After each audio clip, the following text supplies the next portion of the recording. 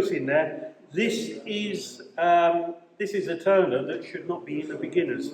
That is absolutely perfect, and it's got first place without any shadow of a doubt. He's come on that a lot because he literally hadn't turned anything 6 months ago. Yeah, I know, I've seen it. I've brought it in. There's absolutely nothing. I complimented him on it. Nothing to pick up on that at all. Jonathan McKenna. Jonathan McKenna. Well done, Jonathan. So I will not spend any more time on that one. This one I've judged it as open rather than themed because it's not a pedestal urn. It's a pot. It's a lovely piece. The figurine all lines up quite nicely. Two little detail lines to either side of the joint. Whose is this one? Alex. If you'd have done a third line in the centre, actually on the joint, you would not be able to tell where the joint is. Okay, so putting something in there to actually open up. But your grain is actually matched up quite nicely. The tooling on there, really, really good.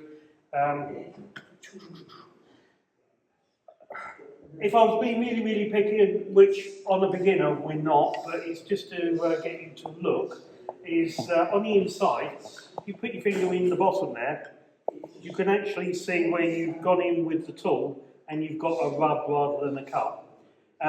But there's people up in the intermediates and the advanced looking at some of John's stuff, it gets the same thing. So you're in good company. So the only reason that's not a first is because that bowl is flawless. Okay.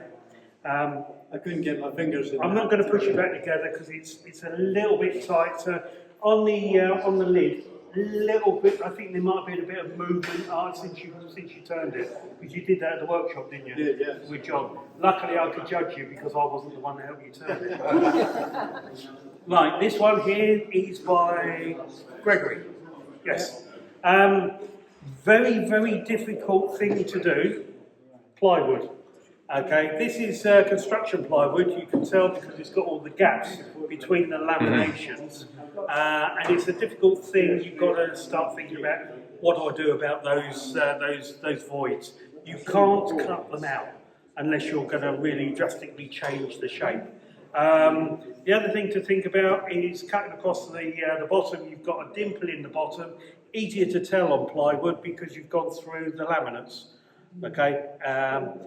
This style of bowl, it feels like it should be flat across it rather than having a dimple in the middle. If you did a convex curve that starts at the top and goes all the way through, you can get away with that because that would be part of the natural curve. Very, very difficult thing. One thing I did say to Gregory is if you're putting into a competition, don't put bays on the bottom. Okay, you will get marked down for that because we can't see underneath the bays. Now, if you're putting into a craft shop or something like that, people from outside wood turning circles don't care about bays. But we, as in judges, want to see how, have you taken the chucking point off? Did you get tear out in the bottom? We can't judge it properly because you've hidden it. Okay, it's the one thing that gets critiqued quite a lot on any wood turning. If you put bays on it, not a good thing. But it's a third because those two were just slightly better. Yeah. Very good. Plywood is just a very, very difficult wood. The resins blunt the tool so quickly, but you can get some really good patterns with the laminates. So think about your type of laminate that you're going to use. Beech ply, cabinet maker's ply doesn't have the voids, so you don't have to think about the holes. Right, in the themed, I'm guessing this is themed, I'm guessing this is Alex? Oh no, it's Johnson as well. Again, this is a very nice pedestal urn. Lid fits nicely, it's got a lovely shape to it. Yeah, there's nothing really, as a beginner, there is absolutely nothing that I can say about this. Yeah, it's a lovely piece. It deserves to be first, even if there was other pieces. It would probably have been the first with other things. Now, intermediates. Whose is this one? Jerry, Pascal. Jerry. Is he here? Yeah, he's there. Oh, that's yours? Yeah. I couldn't judge it properly because I didn't want to pick it up. No, I really don't want to pick it up. It's a lovely, quirky open piece, because it's not an urn, is it? I can tell that. I've been looking at this, and it is an awful lot of work in this. Having to join all your blocks and stick them together.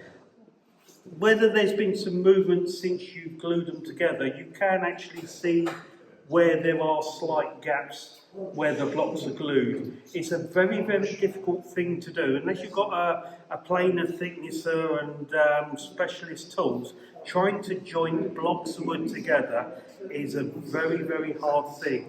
You only have to ask Malcolm, because I've seen some of his work, and he's a master. But no, it's a lovely, quirky thing. It's very well turned. You know, there's no sandy marks in it. There's no tool marks in it. It's lovely. Worth a first. I didn't do anything else down that way, so It's going to a sorry show actually, and it should show well because Colin Way is judging rather like that sort of thing. So he'll not that very high.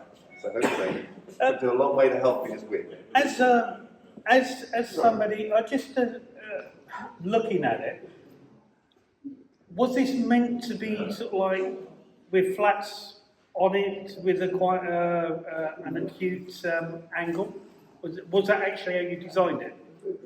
Because most balloons that you get, it's like a continuous curve. Like a balloon. Well, not necessarily. You can get a balloon shaped like a Coca-Cola tin or tea. Oh yeah, no, I'm talking about oval balloons, because this is, I'm guessing, is an oval balloon. No. No? No. Okay. I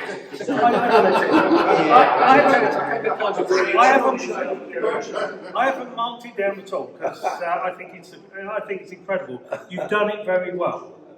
It's just that to me that's not a balloon shape, but that's in the eye of the.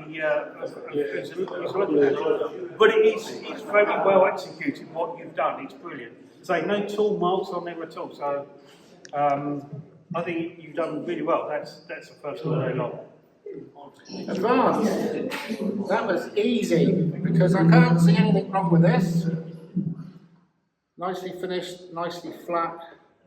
Looks lovely.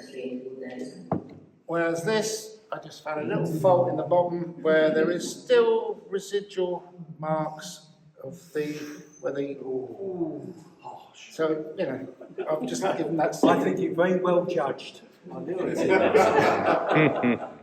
This was even easier because there's only one entry. However, I didn't mark you down to second for the little catch at the bottom that you didn't. I was going to put some action in the bottom to hide that. Yeah. But other than that, I love this effect. This is a lovely effect. That's done with burning. Yeah, and then Burning and then silver gilt free. this little tool mark at the bottom is deliberate. Yes, it's excellent. Other than that, very nice. There you go. I didn't do any of these either. Who did those? Oh, you did those. Oh, I did these. Right. I'm going to change my marking now. So I gave these two were in the open, so I gave these two both a first. This is one of It's Justin's resin pieces, which is just a bit of a tour de force, and you know the finish is quite spectacular. And what amazes me is the back has got. It actually looks better on the back, I think, than the front. It's just the way the resins come out, but you can't really say much more than that. And then this one, it pains me to say that this is actually very good. This is one of Clive's, and there's a lot of work in this. And again, very well worked. One of David Spriggett's little puzzle pieces, which are very good. So if you have a good look at this, it's got a groove inside here and just very nicely done. So moving on to the urns, I gave this one a first. I thought this was a fantastic design. very well executed. Beautiful fit on the lid. It's just a pleasure to put the lid down on that. Very well finished. I love this patinery type finish. Very clever. So whose is that? Thank you, mine. It's very good.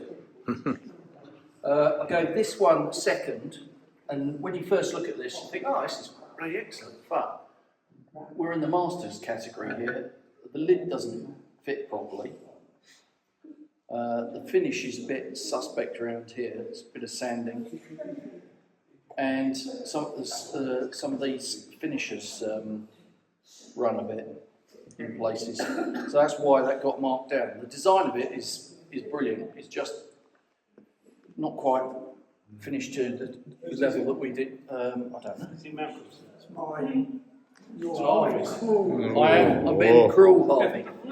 The lid is supposed to be floated. Yeah, but it And the problem I had with it, it fitted perfect. It was dry wood. I've had it for years.